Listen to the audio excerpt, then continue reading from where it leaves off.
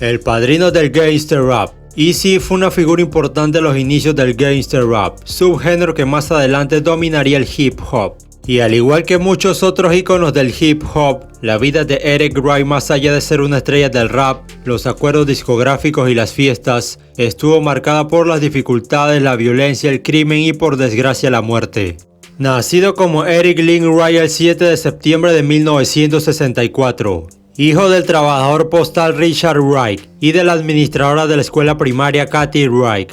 Su historia comenzó en las calles de Compton, California, una ciudad en el condado de Los Ángeles. Creció en un barrio empobrecido conocido por su alta actividad de pandillas y delincuencia. Compton era un lugar peligroso, lo que una vez había sido un suburbio tranquilo de Los Ángeles, conocido en todo caso por ser un lugar de residencia codiciado por los estadounidenses adinerados. Pronto se convirtió en el hogar de una clase baja en apuros. A medida que el grupo demográfico de clase media huyó del área tras los disturbios de Watts en 1965, el crimen comenzó a apoderarse de la zona.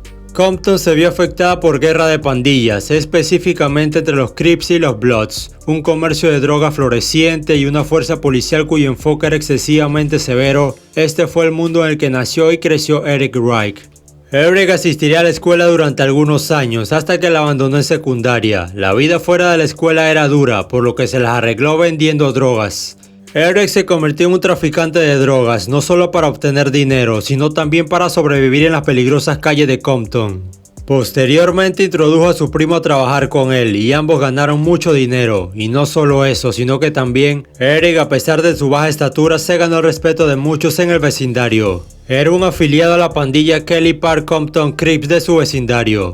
Sin embargo, decidió cambiar su ocupación después de que mataran a tiros a su primo y decidió que podía ganarse mejor la vida en la escena del hip hop de Los Ángeles, que estaba creciendo rápidamente en popularidad. Empezó a mediados de los 80, montando un estudio en el garage de la casa de sus padres y usándolo para hacer sus primeras grabaciones. Sin embargo, no tenía contactos en el mundo de la música, pero esto pronto cambiaría. En 1986, Eazy conoció a Jerry Heller en la oficina de Macola Records, que era uno de los sellos más importantes de la escena del rap independiente de California, donde los artistas publicaban su material grabado en casa y a menudo vendían las grabaciones desde los maleteros de sus coches. A ambos se les ocurrió la idea de formar su propio sello e invirtieron su dinero para formar Ruthless Records. Eazy poseería el 80% del sello, mientras que Heller tendría el 20%. El sello en sí sería enteramente de Eazy. La llegada de Ruthless Records significaría la llegada del grupo más peligroso del mundo. Y es que Eazy comenzó a reclutar jóvenes de Compton y sus alrededores para formar un grupo de rap. Entre ellos estaban Dr. Dre, a quien le pagó su fianza para salir de la cárcel con la condición de unirse a él. Luego de Dre llegaría Ice Cube, un rapero que ya se conocía con Dre. Junto a Dre también vino DJ Yella, quien fue su compañero del grupo de Electro World Class Wrecking Crew. Eazy también reclutaría a un amigo suyo, conocido como MC Ren, quien también fue un afiliado de la misma pandilla que él. El grupo también incluía a Arabian Prince y a un gran colaborador como The D.O.C. Juntos formaron el grupo Niggas with Attitude, o en sus siglas NWA. Al año siguiente el grupo haría su primer lanzamiento, un álbum recopilatorio titulado NWA and the Posse, que fue lanzado bajo Macola Records y no bajo Ruthless Records. Este álbum contenía la canción Boys in the Hood, el sencillo debut de Eazy que fue un éxito local.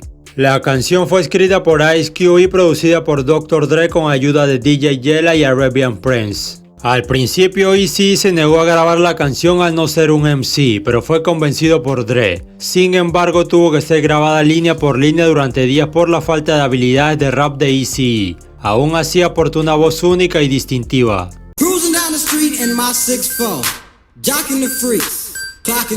Para 1988 el grupo lanzaría su álbum debut Straight Outta Compton, un álbum muy controvertido por su gran contenido violento. Esto provocó el rechazo de muchos en Estados Unidos.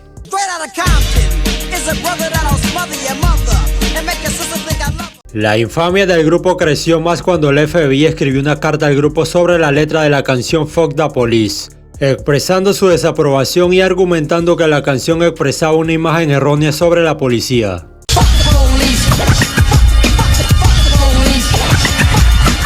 Esto provocó una amplia atención y discusión sobre la brutalidad policial y la discriminación racial, lo que generó numerosas protestas. Debido a la polémica que estaba generando el álbum, fue vetado de la radio y televisión fuera de Los Ángeles. Canales de televisión como MTV no reproducirían el video de la canción Straight Outta Compton por promover la violencia. A pesar de esto, el álbum le fue muy bien en las listas, alcanzando el puesto número 9 en las listas Top R&B, Hip Hop y Billboard 200. Además, el álbum fue certificado platino con 1 millón de copias vendidas, convirtiéndose así en el primer álbum de gangster rap en obtener la certificación de platino.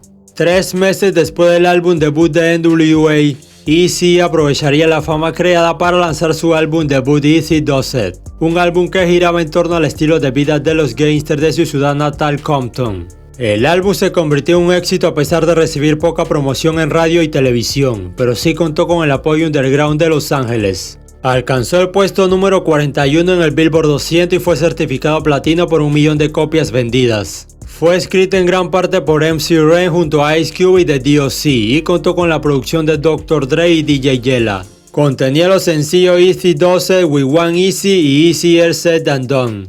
Well, I'm Eazy-E, I got bitches galore. You might have a lot of bitches, but I got much. A miracle, modern creation. Eazy-E's on the set, hyped up with the bass. Now it's easy for me to get my point across. En 1989, Ice Cube dejaría NWA por sentir que Jerry Heller se estaba quedando con todo el dinero ganado. Esto significó la pérdida de un miembro importante del grupo. Ice Cube era el escritor y el principal MC de NWA.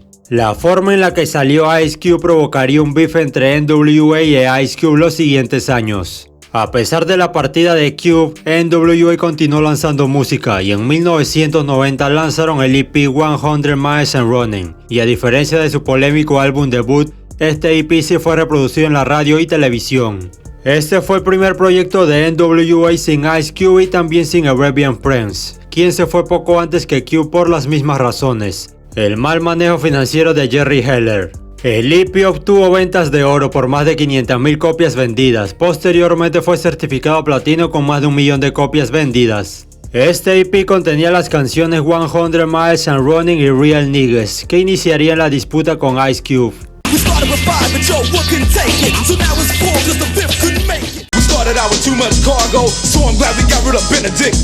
El 18 de marzo de 1991, Eazy causó revuelo al visitar la Casa Blanca. Eazy asistió a un almuerzo de recaudación de fondos para el entonces presidente George S.W. Bush. Mientras otros raperos de la época estaban totalmente en contra del presidente George S.W. Bush, Eazy junto con su manager y socio Jerry Heller gastaban $2,500 en platos de comida en la cena republicana. Eazy luego se refirió a esto y dijo: "No diría que estaba almorzando con Bush, doy muchas donaciones a diferentes organizaciones. Eligieron mi nombre de una lista de mí haciendo donaciones y luego me enviaron una invitación. La carta decía que querían invitarme al Partido Republicano. No soy un maldito republicano, pero fuimos allí y cuando bajamos del avión estaban CBS y CNN y toda esa gente de los medios que hicieron estallar lo de el pandillero y traficante de drogas CCE vino aquí al almuerzo de presidentes". En mayo de 1991, NWA lanzaría su segundo álbum, Niggas for Life. Este sería el primer álbum del grupo en alcanzar el número 1 en el Billboard 200. El álbum provocó polémica, no tanto como su álbum debut, pero provocó críticas por su alto contenido de letras sexistas.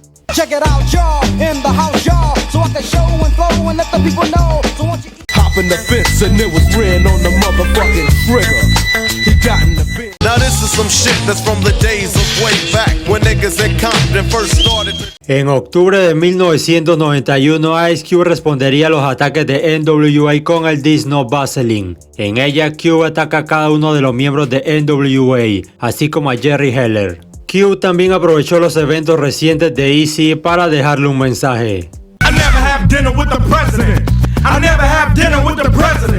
Este diss track fue mortal para NWA y es citado como el responsable de acabar con el grupo, ya que poco después Dr. Dre dejaría el grupo y sello por las mismas razones que Cube, disputas financieras, y al igual que los demás responsabilizó a Jerry Heller del fin de NWA. Dr. Dre se iría con Shock Knight para formar Death Row Records, pero la salida de Dre de Ruthless Records iniciaría una guerra por las formas en las que sucedió.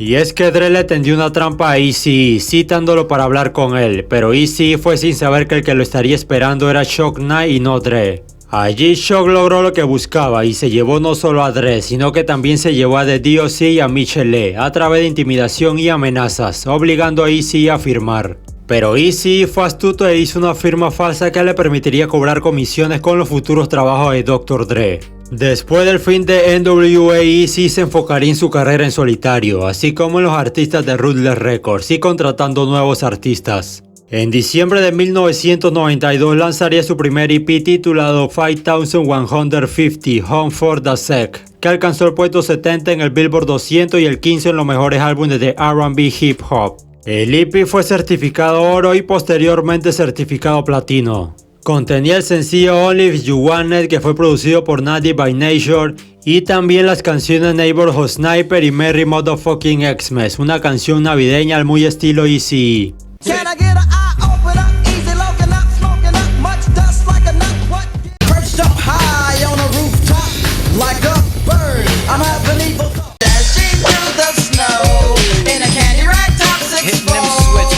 En mayo de 1993 sería Dr. Dre quien lanzaría el primer ataque a Eazy en el This Fuck With Dre Day de su álbum debut The Chronic. En el video se puede observar una parodia de Eazy conocida como Sleazy-E, que es manejado por un hombre blanco que vendría siendo Heller y que solo les interesa el dinero.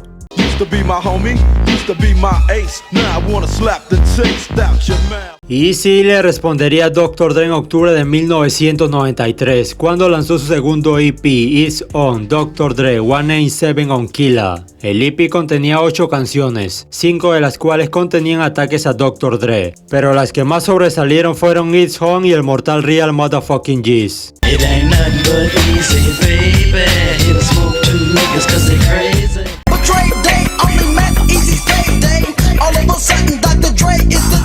Además de los diss tracks para Dre, el EP contenía el sencillo Any Last Words, que encontró algo de éxito en las listas. En el video aparecen los miembros de Bone Thugs and Harmony, que fueron firmados por Eazy ese año con Ruthless Records.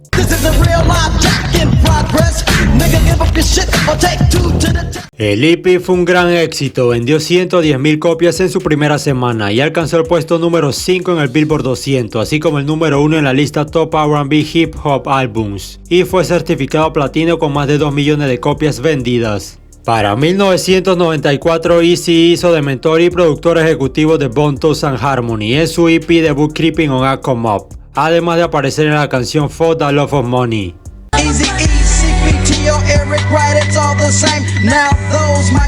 A finales de 1994, Eazy había comenzado a experimentar síntomas de un aparente ataque de asma. Sin embargo, no fue hasta finales de febrero de 1995 que finalmente fue al hospital en Los Ángeles. El diagnóstico era mucho más grave de lo que pensaba. Los médicos allí, para su sorpresa, le diagnosticaron SIDA. Después de esto, Eazy le anunció al mundo la noticia. En una conferencia de prensa, Ron Sweeney, amigo y abogado de Eazy, dijo que Eric Wright supo hace 2 semanas y media que tiene SIDA y que se encontraba en estado crítico en la unidad de cuidados intensivos del centro médico Cedars-Sinai. Mientras la esposa de Eazy, Tomica Woods, lloraba y tomaba las manos de los familiares, Sweeney leyó una carta escrita por Eazy. No soy religioso, pero bien o mal ese soy yo. No estoy diciendo esto porque estoy buscando un cojín suave a donde sea que me dirija. Pero tengo miles de fanáticos jóvenes que tienen que aprender sobre lo que es real cuando se trata del SIDA. Aprendí en esta última semana que esto es real y no discrimina, afecta a todos. No busco culpar a nadie excepto a mí mismo. Tomica y yo hemos estado juntos durante 4 años y recientemente nos hemos casado. Es buena, amable y una madre maravillosa. Tenemos un niño pequeño de 1 año. Antes de Tomica tuve otras mujeres. Tengo 7 hijos de 6 madres diferentes. Tal vez el éxito fue demasiado bueno para mí. Ahora estoy en la pelea más grande de mi vida y no es fácil, pero quiero dar mucho amor a aquellos que me han apoyado y gracias por su apoyo. Solo recuerda, es tu tiempo real y tu vida real. El anuncio sorprendió al mundo del rap y se esperaba lo peor. La condición de Eazy empeoró rápidamente y sabiendo que el final estaba cerca, hizo las paces con las personas con las que se había peleado a lo largo de los años, incluidos Dr. Dre e Ice Cube.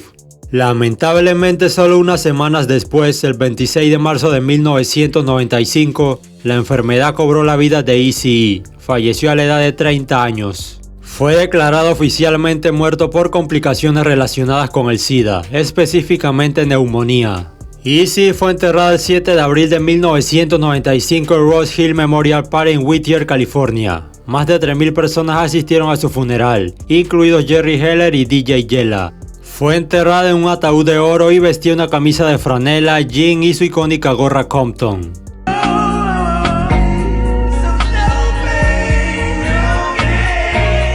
El alcalde de Compton, Omar Bradley, declaró el 7 de abril como el día de Eazy y dijo: Eric hizo famosa Compton no solo en California, sino en todo el mundo. Reconozco a Eazy como un joven que creció en las calles de Compton, y hermanos y hermanas, sabemos que no es fácil crecer en Compton. Para 1996 se lanzaría Straight Outta Street of Motherfucking Compton, su segundo y último álbum.